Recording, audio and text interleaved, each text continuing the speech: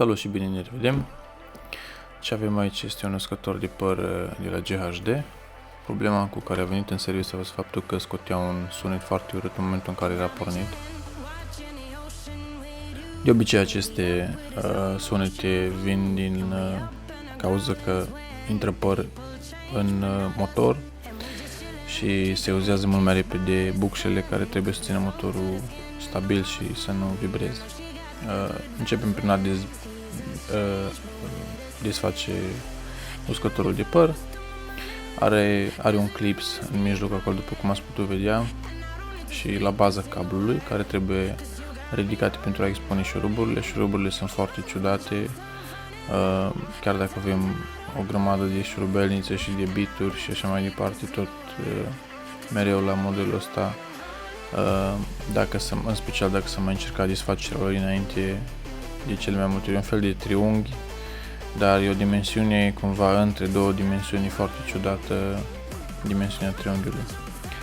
În fine, în final o să fie desfăcut, pentru că nu există șurub pe care să nu-l desfacem dacă chiar vrem acest lucru. Problemele comune la acest model de GHD sunt faptul că cablul de alimentare se întrerupe, contactele, butonul de power sau butonul de aer se uzează, apar depuneri, dar în acest caz a fost primul caz în care într-adevăr a fost o problemă de la motor, și adică faptul că s-a uzat bucșele care țin motorul. O să vedeți mai încolo în video faptul că a intrat foarte mult păr pentru că n-a fost sita pusă sau nu știu care a fost situația, dar în momentul în care intră praf și impurități în motor, uzura este mult accelerată.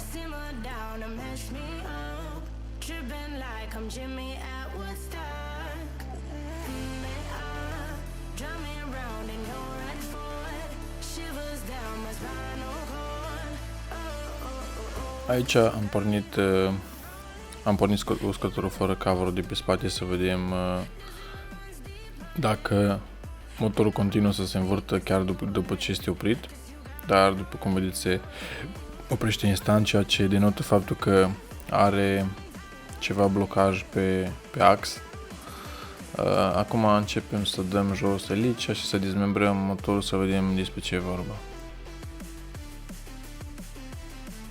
Aici, odată desfăcut motorul, începem și îl curățăm, îl lubrifiem cu WD-40 sau orice lubrifiant aveți. Asta în ideea în care nu este joc foarte mare în axul motorului. Dacă joc foarte mare, atunci clar nu mai există nicio șansă de a-l recupera, pentru că în momentul în care se decalibrează și nu mai se debalansează mai exact și nu mai este balansat, nu mai merge liniar, atunci automat încep să intre în scurt spire din rotor și implicit motorul nu mai trage și o să înceapă să scoată fum pentru că este în scurt rotorul.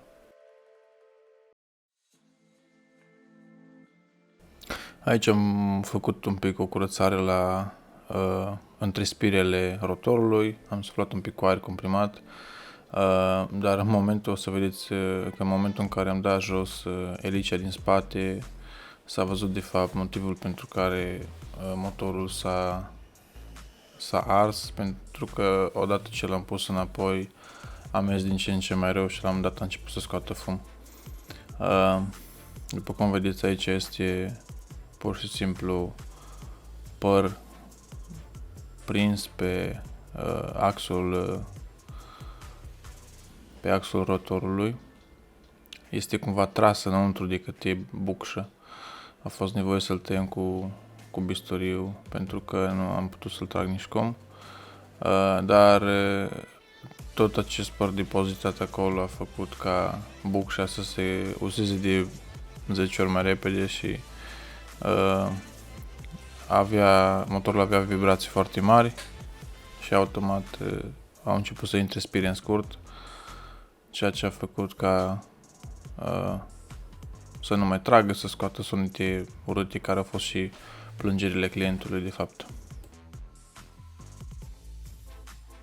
Aici am curățat cu curățarea, chiar dacă deja ne-am dat seama că nu o să fie funcțional, pentru că avea deja joc prea mare în partea asta cu elicea la motor, dar totuși am făcut o curățare să confirmăm 100% că nu este o altă problemă.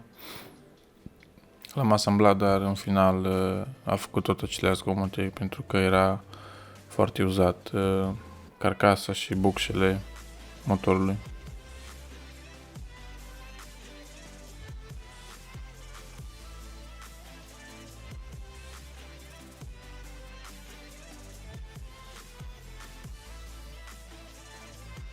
Dacă ai un produs GHD defect, indiferent că e uscător, placă de păr sau ondulator, nu ezita să ne contactezi.